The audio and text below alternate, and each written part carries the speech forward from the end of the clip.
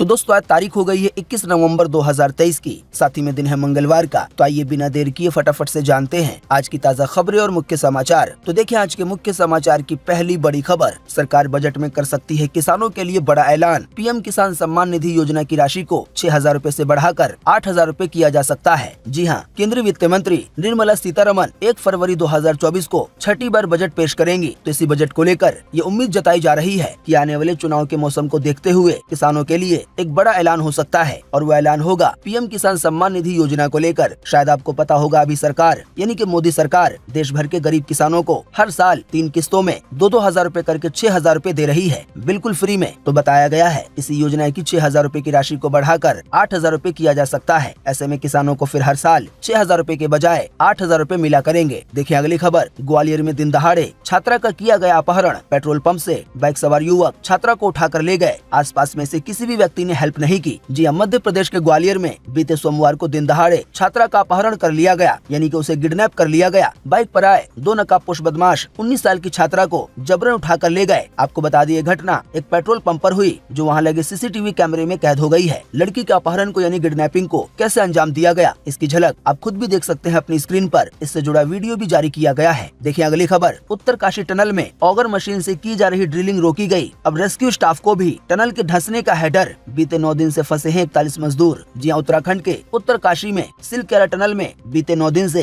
41 मजदूर फंसे हुए हैं। टनल में ऑगर मशीन से ड्रिलिंग को अब रोक दिया गया है। मशीन के साथ काम कर रहे मजदूरों में बीते 16 नवंबर के भूकंप के बाद दहशत है। वो टनल के अंदर काम करने से घबरा रहे हैं। उन्हें ऐसा लगता है कि अगर यहाँ भी टनल धंस गई तो हम भी फंस जाएंगे या हमारी भी जान चली जाएगी। NHIDCL के डायरेक्टर अंशु मनीष ने बताया है कि टनल के अंदर कभी भी कुछ भी हो सकता है, इसीलिए किसी अनहोनी के मद्देनजर ऑगर मशीन के साथ काम कर रहे मजदूरों के लिए अलग से टनल बनाई जा रही है। वहीं बताया गया है एक और दूसरी तरफ से वर्टिकल ड्रिलिंग का काम जारी है। दोस्तों आपको बता दें, जो 41 मजदूर टनल के अंदर फंसे हुए हैं उनको निकालने के लिए कई तरह की कोशिशें की जा रही हैं। जैसे भी मुमकिन हो सकता है उन सभी तरफ से ड्रिलिंग की जा रही है ताकि फंसे हुए लोगों को निकाला जा सके। बताया गया इसी बीच 6 इंच की नई पाइपलाइन डाली गई है, यानी कि पाइप की जो मोटाई है वो 6 इंच है। बताया गया इस पाइपलाइन के जरिए वहाँ के लोगों को और खाना पहुँचाया जाएगा। वैसे आपको बता दें ठीक ऐसे ही पाइपलाइन कई दिन पहले ही डाली गई थी। हालांकि अब एक और पाइपलाइन डलने की वजह से जो भी लोग अंदर फंसे हुए हैं उन लोगों को खाना और ज्यादा भेजा जा सकेगा। बताया गया टनल यानी कि सुरंग में फंसे लोगों को पहले ही दिन से ड्राई फ्रूट्स दिए जा रहे हैं। इसमें काजू, बादाम, चना, मूंगफली और मुरमुरे शामिल हैं। लेकिन अब जो दूसरी पाइपलाइन डाली गई है तो इसके जरिए कुछ और खाना दिया जाएगा, जैसे कि सेब, दलिया, खिचड़ी वगैरह। वहीं बताया गया है जो भी लोग अंदर फंसे हुए हैं तो उन लोगों के पास पानी की कोई कमी नहीं है, साथ ही में ऑक्सीजन की भी कोई कमी नहीं है, क्योंकि ये सभी चीजें इन्हीं पाइपलाइन के जरिए भेजी जा रही है, जो की 6 इंच की बनाई गई है। हालांकि जहाँ तक बात रही उन लोगों को बाहर निकालने की जो लोग अंदर फंसे हुए हैं, तो खुदाई करने में कई तरह की परेशानियां आ रही हैं। कई जगहों पे चट्टाने हैं तो कई जगहों पे इस बात का डर है कि खुदाई करते समय टनल का और हिस्सा न धंस जाए। जाहिर बात है ऐसे में जो लोग काम कर रहे होंगे या जो मशीन होगी वो भी अंदर ही धंस जाएगी। ऐसे में एक और बड़ी परेशानी खड़ी हो जाएगी। इसी की वजह से टनल के अंदर से लोगों को निकालने के लिए बहुत सावधानी से काम करना पड़ रहा है। देखिए अगली खबर, प्याज, टमाटर और मिर्च की कीमतों में हुई बढ़ोतरी। कई जगहों पे इसके दाम आसमान छू रहे हैं। जी हाँ, ताज़ा जानकारी के मुताबिक यूपी में सब्जियों के दाम लोगों के लिए परेशानी का सबब बन गए हैं। बताया गया है कि अभी इस समय यूपी में कई जगहों पर शादियों का मौसम है। इसी वजह से सब्जियों की मांग काफी ज्यादा बढ़ गई है। ऐसे में खास करके हरी सब्जियां, जिनमें प्याज, टमाटर और मिर्च के दाम काफी ज्यादा बढ़ गए हैं। आपको बता दें यूपी के अलावा भी देश के और भी कई जगहों पर ऐसा ही हाल है। देखिए अगली खबर, क्रिकेट वर्ल्ड कप में भारत की हार से निराश होकर यानी कि दुखी होकर एक लड़के ने दे दी है अपनी जान। महज 23 साल की उम्र में लगा ली फांसी। जी हाँ, क्रिकेट वर्ल्ड कप में भारत की हार से निराश होकर एक युवक द्वारा जान लेने का मामला सामने आया है, यानी कि उसने अपनी जान खुद ही दे दी है। युवक की उम्र केवल 23 साल है। युवक की पहचान राहुल लोहार के रूप में हुई है। इसी से जुड़ी देखें एक और खबर, वर्ल्ड कप हारने के बाद भगवत गीता का उपदेश हुआ वायरल। आने वाले जीवन के लिए आप भी इसे याद रख सकते हैं। भगवत गीता का एक उपदेश वायरल हो रहा है। इसमें भगवान कृष्ण अर्जुन को कहते हैं कि हार से क्यों विचलित नहीं होना चाहिए, यानी कि हार जाने के बाद भी क्यों परेशान नहीं होना चाहिए। महाभारत सीरियल में संस्कृत के श्लोक को हिंदी में कुछ इस तरह कहा गया है कि भगवान कृष्ण कहते हैं, अगर तुम विजय चाहो यानी कि अगर तुम जीत चाहो तो यह आवश्यक नहीं है कि विजय तुम्हारी हो, जीत तुम्हारी हो। तुम्हारी पराजय यानी कि हार भी हो सकती है, लेकिन तुम अगर विजय से मोहित नहीं हो यानी कि जीत के लिए अगर तुम्हारे दिल के अंदर बहुत ज्यादा मोह नहीं है, बहुत ज्यादा प्यार नहीं है, तो अगर तुम पराजय हो जाओगे, हार जाओगे, तब भी नहीं घबराओगे। कुल मिलाकर आसान शब्दों में कहें तो यहाँ पर भगवत गीता की जो बात कही गई है उसमें यही कहा गया है कि चाहे हार हो या जीत हो, तुम किसी के मोह में ना पड़ो। जीत या हार में इतने ज्यादा पागल ना हो जाओ कि वो तुम पर हावी हो जाए। सभी काम आप जितना कर सकते हो उतना करो। हार हो, जीत हो, सभी चीज को स्वीकारो। अगर कोई खुशी मिलती है तो बहुत ज्यादा खुश ना हो, यानी कि अगर जीत मिलती है तो, और अगर ऐसे ही हार मिलती है तो बहुत ज्यादा दुखी होने की भी जरूरत नहीं है। देखिए ये एक और बड़ी खबर कि पीएम मोदी ने ड्रेसिंग रूम में मोहम्मद शमी को गले लगाया, हार के बाद खिलाड़ियों का हौसला बढ़ाया। आप नहीं जानते हैं तो आपको बता दें, टीम इंडिया के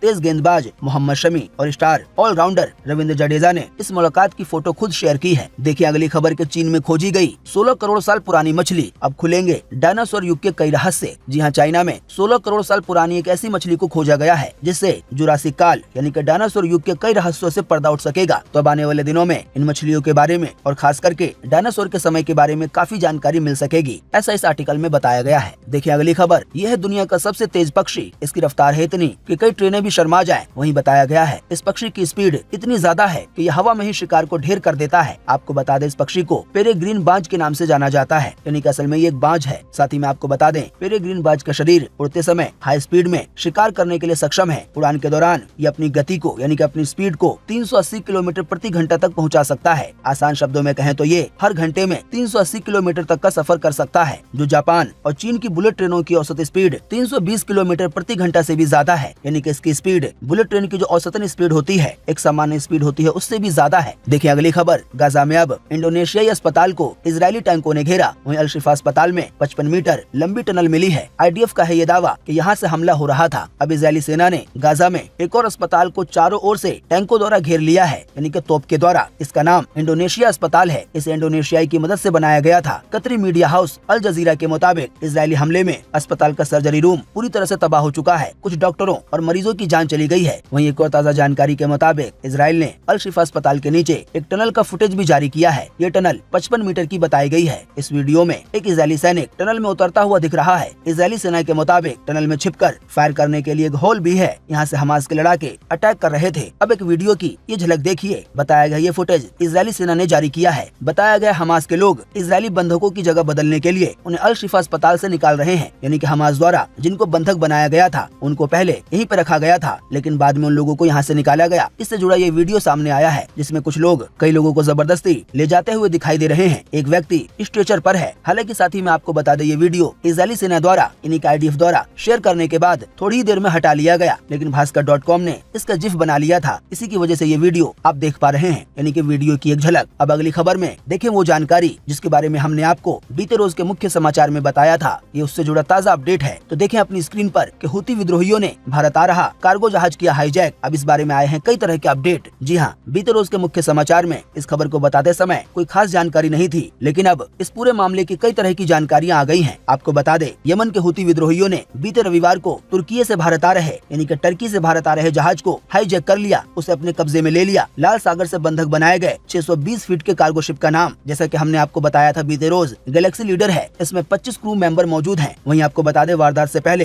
हुती समूह ने इजरायली जहाजों पर हमले की चेतावनी दी थी। हुती विद्रोहियों के एक स्पोक पर्सन ने कहा था कि इजराइल की तरफ से जो भी जहाज यहाँ पे चल कर आएंगे उनको निशाना बनाया जाएगा। हालांकि इजरायली प्रधानमंत्री बेंजामिन नेतन्याहू ने कहा है कि ये जहाज उनका नहीं है और इस पर कोई भी इजरायली या भारतीय नागरिक सवार नहीं है। कतरी मीडिया हाउस अल जजीरा के मुताबिक ये कार्गो शिप ब्रिटेन का है और इसे जापानी कंपनी ऑपरेट करती है। बस ये सामान लेकर तुर्की से भारत आ रहा था। इसका इजराइल से कोई लेना देना नहीं है। दोस्तों वैसे अगर आप ये बात नहीं जानते हैं कि हुती विद्रोही कौन है तो आपको बता दें साल 2014 में यमन में गृह युद्ध शुरू हुआ, यानी कि देश के अंदर ही एक युद्ध चलने लगा। इसकी जड़ शिया सुन्नी विवाद है। कार्नेजी मिडल ईस्ट सेंटर की रिपोर्ट के मुताबिक दोनों समुदाय में हमेशा से विवाद था, जो 2011 में अरब क्रांति की शुरुआत से गृह युद्ध में बदल गया। अंदर के ही लोग जो कि सुन्नी मुस्लिम थे और शिया मुस्लिम थे आपस में लड़ने लगे। सन 2014 में शिया विद्रोहियों ने सुन्नी सरकार के खिलाफ मोर्चा खोल दिया। इसी कड़ी में अरब देशों में दबदबा बनाने की होड़ में ईरान और सऊदी अरब भी इस गृह युद्ध में कूद गए। एक तरफ हुती विद्रोहियों को शिया बहुल देश यानी कि ईरान का समर्थन मिला, तो वहीं दूसरी ओर सुन्नी वाली पार्टी को सऊदी अरब का समर्थन मिला, क्योंकि सऊदी अरब में अक्सर सुन्नी मुसलमान हैं और ईरान में अक्सर शिया मुसलमान हैं। कुल मिलाकर आसान शब्दों में कहें तो यमन में जो शिया मुस्लिम हैं उनमें से अक्सर को हुती विद्रोही कहा जाता है। देखिए अगली खबर, कोरोना का असर अब भी जान ले रहा है। कई लोगों के लिए डांस और रनिंग है खतरनाक, यानी कि दौड़ना। जी हाँ, कोरोना महामारी का साइड इफेक्ट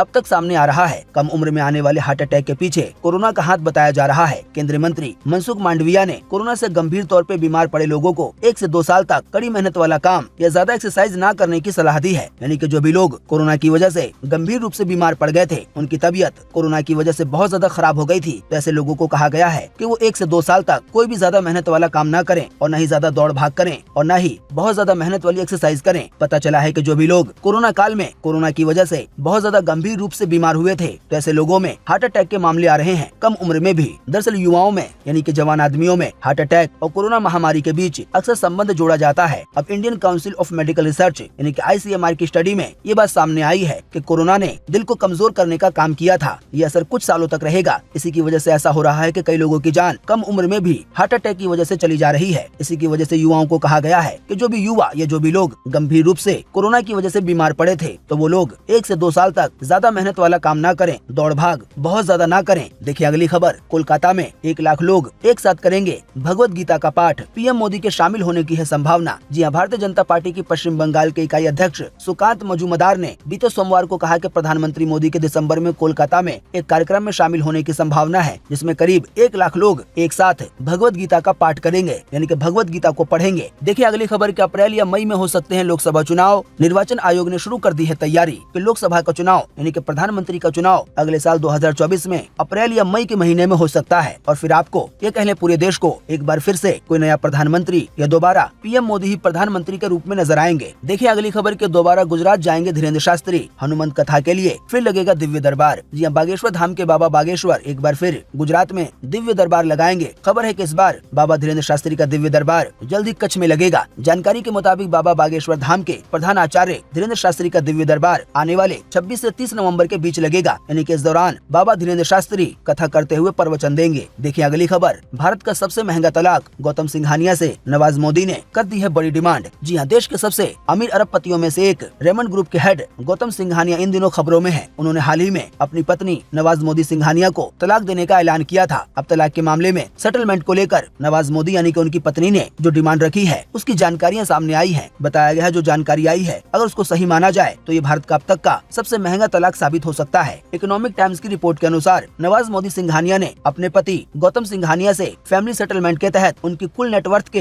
75% हिस्से की डिमांड की है, यानी कि गौतम सिंघानिया की जो भी दौलत है, जो भी जायदाद है, उसका 75% हिस्सा उनकी पत्नी मांग रही है। तलाक देने की वजह से तलाक के बाद जो फैमिली सेटलमेंट होता है उसके लिए अगर आने वाले दिनों में ऐसा हो जाता है तो ये भारत का सबसे महंगा तलाक माना जाएगा। वहीं दोस्तों अगर दुनिया के स्तर पे बात करें तो एक से बढ़कर एक महंगे तलाक के मामले सामने आ चुके हैं। बिल गेट्स ने जब अपनी पत्नी मिलिंडा को तलाक दिया तो उस समय सेटलमेंट की रकम $73 बिलियन यानी कि करीब 8 लाख करोड़ रुपए आई। इस तरह से ये पूरी दुनिया का सबसे महंगा तलाक बन गया जो रकम पत्नी को दी गई। देखिए अगली खबर के बाबा राम रहीम को फिर मिली 21 दिन की पैरोल। बागपत के आश्रम में वो रहेगा। उम्र कैद काट रहे डेरा प्रमुख को 30 महीने में 8वीं बार जेल से रिहा किया गया है पैरोल के जरिए। देखिए अगली खबर, टी शर्ट पहनकर वर्ल्ड कप मैच में उतरने वाले पर खालिस्तानी आतंकी हुआ मेहरबान, 8 लाख रुपए से ज्यादा का इनाम देगा। जी हाँ, अमेरिका और कनाडा स्थित खालिस्तानी संगठन सिख फॉर जस्टिस के आतंकी गुरपतवंत सिंह पन्नू ने उस ऑस्ट्रेलियाई युवक को $10,000 यानी कि करीब 8,33,000 रुपए इनाम के तौर पे देने की घोषणा की है, जिसने वर्ल्ड कप मैच के दौरान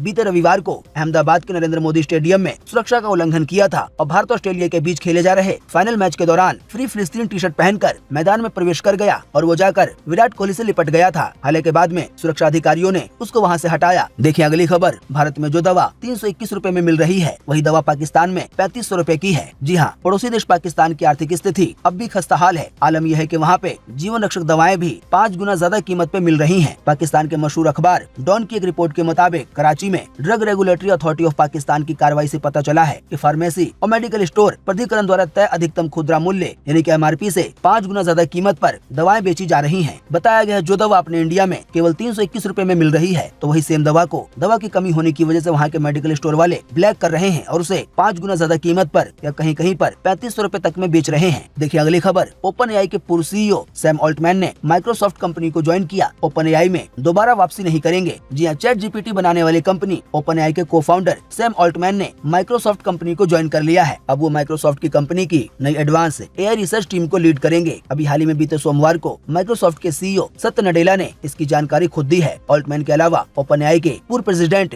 ग्रेग ब्रॉकमैन और कुछ अन्य कर्मचारी भी माइक्रोसॉफ्ट ज्वाइन करेंगे। देखिए अगली खबर, ऑल टाइम लो पर बंद हुआ रुपया डॉलर के सामने, आइए बताइए कितना टूटा। जी हाँ, बीते रोज शेयर बाजार के साथ साथ रुपया भी डॉलर के सामने टूट कर बंद हुआ। अमेरिकी डॉलर के मुकाबले बीते रोज रुपया 9 पैसे की गिरावट के साथ 83 रुपए 35 पैसे के अपने अभी तक के सबसे निचले स्तर पे बंद हुआ। आसान शब्दों में कहें तो अब आपको $1 लेने के लिए 83 रुपए 35 पैसे देने होंगे, तभी आपको $1 मिल पाएगा। देखिए अगली खबर के PM मोदी बोले, कोरोना काल में मैं सोता नहीं था, तस्करों पर ऐसी कार्रवाई करेंगे कि देखकर लोग कांप जाएंगे। मोबाइल पर 5,000 रुपए महीने बचाएं। जी हाँ, प्रधानमंत्री मोदी मोदी का राजस्थान में चुनावी दौरा जारी है। पाली के जाडन और पीली बांग में सभा को संबोधित करते हुए पीएम मोदी ने कहा, राजस्थान में महिला अत्याचार बढ़ा है और यहाँ के मुख्यमंत्री सर्टिफिकेट देते हैं कि वो फर्जी शिकायत दर्ज करवाती हैं। ये महिलाओं का अपमान है। नशे की तस्करी को कांग्रेस बढ़ावा दे रही है। हम तस्करों पर ऐसी कार्रवाई करेंगे कि लोग देखकर कांप जाएंगे। साथ ही में पीएम मोदी ने कहा कि केंद्र की भाजपा सरकार ने आपके मोबाइल फोन का बिल कम कर दिया है। डेटा की 2014 से पहले जो कीमत होती थी, आज आप जितना डेटा खर्च कर रहे हैं तो आपको एक मोबाइल पर कम से कम 5,000 रूपए या इससे भी ज्यादा खर्च करने पड़ते। आसान शब्दों में कहें तो पीएम मोदी ने कहा कि 2014 से पहले इंटरनेट डेटा की जो कीमत थी,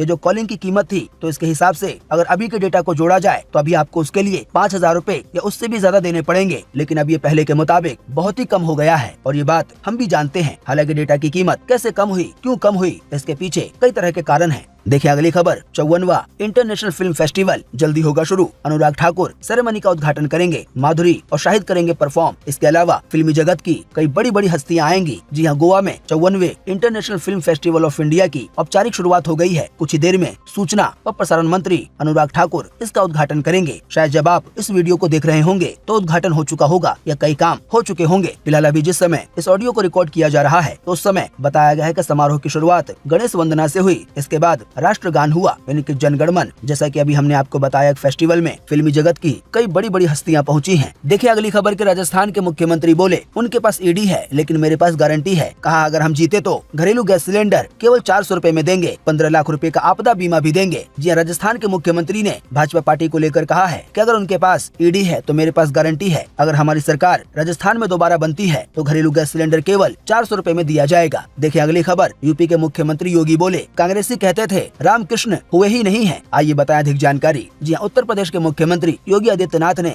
दौसा जिले के लालसोटा में भाजपा प्रत्याशी रामविलास मीणा के समर्थन में जनसभा की। इस दौरान उन्होंने कांग्रेस सरकार पर जम के निशाना साधा। साथ ही में बीजेपी को वोट देने की अपील की। योगी आदित्यनाथ ने कांग्रेस पर निशाना साधते हुए कहा, याद करिए कि कांग्रेस की सरकार ने यहाँ पर रामनवमी को कर्फ्यू लगा दिया था। कांग्रेस के लोग कहते थे कि राम और कृष्ण हुए ही नहीं है, यानी ये राम और कृष्ण के अस्तित्व पर सवाल खड़ा करके हम सबकी भावनाओं के साथ खिलवाड़ करते थे। फिर मुख्यमंत्री योगी कहते हैं कि जो भी लोग ऐसा कहते थे, यानी कि कृष्ण और जो राम के अस्तित्व पे सवाल उठाते थे, आप उनका ही अस्तित्व खत्म कर दीजिए। देखिए अगली खबर। राघव चड्ढा ने दिल्ली हाई कोर्ट का दरवाजा खटखटाया। मानहानि मामले में जारी आदेश को दी है चुनौती। जी हां, आम आदमी पार्टी के सांसद राघव चड्ढा ने दिल्ली उच्च न्यायालय में, यानी कि हाई कोर्ट में याचिका दायर कर ट्रायल कोर्ट के उस आदेश को चुनौती दी है जिसमें समन के खिलाफ उनकी अपील को खारिज कर दिया गया था। उन्होंने भाजपा नेता चैल बिहारी गोस्वामी की ओर से दायर मानहानि मामले में आरोप मुक्त करने की मांग की है। मानहानि मामले में ट्रायल कोर्ट ने समन जारी किया था और सेशन कोर्ट ने आदेश को बरकरार रखा था। इसी की वजह से अब ये मामला हाई कोर्ट में पहुंच गया है। राघव चड्ढा को लेकर देखें एक और खबर कि चुनाव आयोग से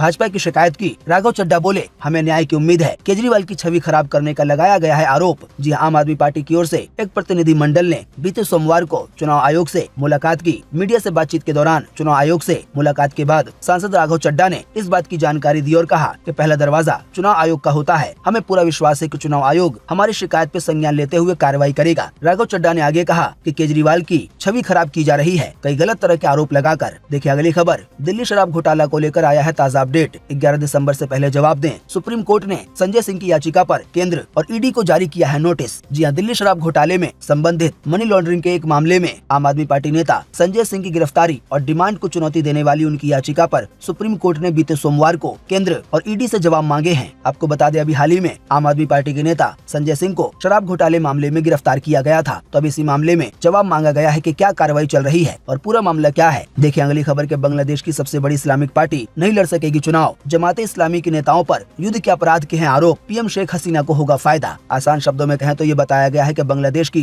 जो सबसे बड़ी इस्लामिक पार्टी है वो चुनाव नहीं लड़ सकेगी। देखिए अगली खबर। शादी के सीजन में सोना चांदी हुआ सस्ता। आइए बताएं आपको अधिक जानकारी। जी हां, बीते 20 नवंबर को सोने के दाम में और चांदी के दाम में गिरावट दर्ज की गई है। हालांकि ये गिरावट काफी मामूली सी थी। बताया गया सोने का दाम 50 रूपए घटकर 61,770 रूपए पर आ गया है। यानी कि अभी आपको 10 ग्राम 24 कैरेट सोना लेने के लिए 61,770 रूपए देने होंगे। ऐसे ही चांदी के दाम में 300 रूपए की गिरावट दर्ज की गई। इस गिरावट के बाद अब आपको 1 किलो चांदी लेने के लिए 76,000 रूपए देने पड़ेंगे। देखिए अगली खबर। गदर 2 मूवी के आधे पर सिमटी टाइगर 3 की 8वें दिन की कमाई। दूसरा हफ्ता रहेगा सबसे बड़ी चुनौती। जी हां, दीपावली के दिन रिलीज हुई फिल्म टाइगर 3 ने रिलीज के पहले 7 दिनों में करीब 219 करोड़ 40 लाख रूपए की कमाई की है। रिलीज के 8वें दिन यानी कि दूसरे रविवार को फिल्म का कलेक्शन प्रोडक्शन बहुत ही मशक्कत के बाद 10 करोड़ के आंकड़े को पार कर पाया। आसान शब्दों में कहें तो सलमान खान की जो मूवी है टाइगर 3, इसकी कमाई दिन पर दिन घटती जा रही है। अगर इसका मुकाबला शाहरुख खान की फिल्म जवान या सनी देओल की फिल्म गदर 2 से की जाए तो ये कमाई के मामले में काफी पीछे चल रही है। देखिए अगली खबर, लखनऊ से गुजरने वाली 18 ट्रेनें 3 महीने के लिए हुई कैंसिल, यात्रियों की बढ़ेंगी मुश्किलें। जी हां, लखनऊ मंडल से चलने और गुजरने वाली 3 दर्जन ट्रेनें दिसंबर से फरवरी के बीच कोहरे के चलते रद्द रहेंगी। इन ट्रेनों की अधिक जानकारी वैसे तो आप inquiry.indianrail.go.in पे जाके ले सकते हैं, लेकिन इन सभी ट्रेनों की जानकारी आपकी स्क्रीन पर भी दिखाई जा रही है। आप ट्रेन नंबर के जरिए इनकी जानकारी प्राप्त कर सकते हैं कि कौन सी नंबर की गाड़ी किस तारीख से लेकर किस तारीख तक रद्द रहेगी। देखिए अगली खबर, पुष्कर मेले में आया 7 करोड़ का घोड़ा, रोज पीता है 15 लीटर दूध, जीता है लग्जरी लाइफ। जी राजस्थान का इंटरनेशनल पुष्कर मेला अपने पूरे शबाब के साथ चल रहा है। हर साल ये पशु मेला लोगों के बीच काफी चर्चा में रहता है। वैसे तो ये मेला 15 दिनों का होता है, लेकिन इस बार विधानसभा चुनावों के चलते इसकी अवधि को कम करके 7 दिन कर दिया गया है। इस मेले में हर साल जानवरों को खरीदा और बेचा जाता है। वहीं इस मेले में बहुत सारे जानवरों की प्रतियोगिता भी होती है, जो कि हमेशा चर्चा का विषय रहती है। इसी कड़ी में पुष्कर मेले में एक घोड़ा देखा गया है, जिसकी कीमत 7 करोड़ बताई गई है। हालांकि इसके बावजूद भी घोड़े के मालिक घोड़े को बेचना नहीं चाहते हैं। बताया गया ये घोड़ा रोजाना 15 लीटर दूध, 5 किलो चना दाल खाता है। इस घोड़े की उम्र 4 साल है। वहीं बताया गया हर महीने इस घोड़े पर 1 लाख रुपए खर्च होते हैं। देखिए अगली खबर, 3 दिन बाद फिर होगी भारत और ऑस्ट्रेलिया की भिड़ंत। T20 सीरीज के शेड्यूल की आ गई है जानकारी। जी हाँ, भारत और ऑस्ट्रेलिया के बीच बीते रविवार यानी कि 19 नवंबर को वर्ल्ड कप 2023 का फाइनल खेला गया। जाहिर बात है इसमें भारतीय टीम को करारी हार का सामना करना पड़ा। हालांकि इस दर्द पर मरहम तो ज्यादा काम नहीं करेगा, लेकिन इसे कम जरूर किया जा सकता है, और ये तब होगा जब भारतीय टीम ऑस्ट्रेलिया के खिलाफ 23 नवंबर से शुरू हो रही 5 मैचों की T20 सीरीज में अच्छा प्रदर्शन करे। आसान शब्दों में कहें तो 23 नवंबर से ऑस्ट्रेलिया और भारतीय टीम फिर से आमने सामने होगी। T20 मैच खेले जाएंगे। देखिए अगली खबर के महाराष्ट्र में पेट्रोल की कीमत में तेज गिरावट देखने को मिली है। हालांकि मध्य प्रदेश में फ्यूल के दाम में आई है बढ़ोतरी। जी हाँ, वैसे तो अंतर्राष्ट्रीय बाजार में कच्चे तेल की कीमतें जस की तस हैं, और अपने देश में भी राष्ट्रीय स्तर पर यानी कि पूरे देश के स्तर पर पेट्रोल डीजल के दामों में कोई खास बदलाव नहीं हुआ है। लेकिन राज्य के स्तर पर महाराष्ट्र में पेट्रोल 1 रुपए और डीजल 97 पैसे सस्ता हुआ। ऐसे हिमाचल प्रदेश में पेट्रोल 19 पैसे और डीजल 17 पैसे सस्ता हुआ। हालांकि राजस्थान में और झारखंड में भी पेट्रोल डीजल की कीमत में हल्की गिरावट आई, लेकिन मध्य प्रदेश में पेट्रोल 30 पैसे और डीजल 28 पैसे महंगा हुआ। दोस्तों अब देखिए अपनी स्क्रीन पर दिल्ली, मुंबई, कोलकाता, चेन्नई, नोएडा, गाजियाबाद, लखनऊ, पटना और पोर्ट ब्लेयर के ताजा दाम घटने या बढ़ने के बाद क्या है। देखिए अगली खबर, इंडियन एयरफोर्स में विभिन्न पदों पे निकली है भर्ती। सिलेक्शन होने पर 1 लाख रुपए से ज्यादा मिल सकती है सैलरी। जी हाँ, भारतीय वायुसेना में नौकरी करने की इच्छा रखने वाले उम्मीदवारों के लिए एक बहुत अच्छी खबर है। इंडियन एयरफोर्स यानी कि IAF ने flying technical, non technical, entry समेत कई अन्य पदों पे भर्तियां निकाली हैं। तो जो भी लोग इसमें आवेदन करना चाहते हैं वो 1 दिसंबर 2023 से अप्लाई कर सकेंगे। इसकी लास्ट डेट यानी कि अप्लाई करने की लास्ट डेट 30 दिसंबर 2023 है। आपको इसकी अधिक जानकारी के लिए या ऑनलाइन आवेदन के लिए इससे जुड़ी ऑफिशियल वेबसाइट afcat.cdac.in पर जाना होगा। देखिए अगली खबर, पाकिस्तान में रिफाइनरी नहीं लगाएगा सऊदी अरब। कहा अब ये मुनाफे का सौदा नहीं रहा। 10 अरब डॉलर के प्रोजेक्ट में चीन को भी शामिल होना था, लेकिन अब ये प्रोजेक्ट पाकिस्तान में नहीं लगेगा। देखिए अगली खबर, भारतीयों के लिए वीजा फ्री एंट्री शुरू कर सकता है वियतनाम। अभी ई वीजा लेना पड़ता है। इससे पहले श्रीलंका, थाईलैंड ने बिना वीजा एंट्री शुरू की थी। अब आने वाले दिनों में वियतनाम में अब बिना वीजा के जा सकेंगे, यानी कि वीजा आपको वहीं पर मिल जाएगा। पहले से वीजा लेने की जरूरत नहीं पड़ेगी। तो दोस्तों उम्मीद करते हैं कि आज की इस वीडियो से आपको काफी कुछ जानकारी मिली होगी। हम बस इसके बदले में आपसे इतना ही चाहते हैं कि आप इस वीडियो को लाइक कर दें और शेयर कर दें, क्योंकि आपका लाइक और शेयर करना ही होता है हमारी मेहनत का फल। वीडियो देखने के लिए आपका बहुत बहुत धन्यवाद। Thanks for watching.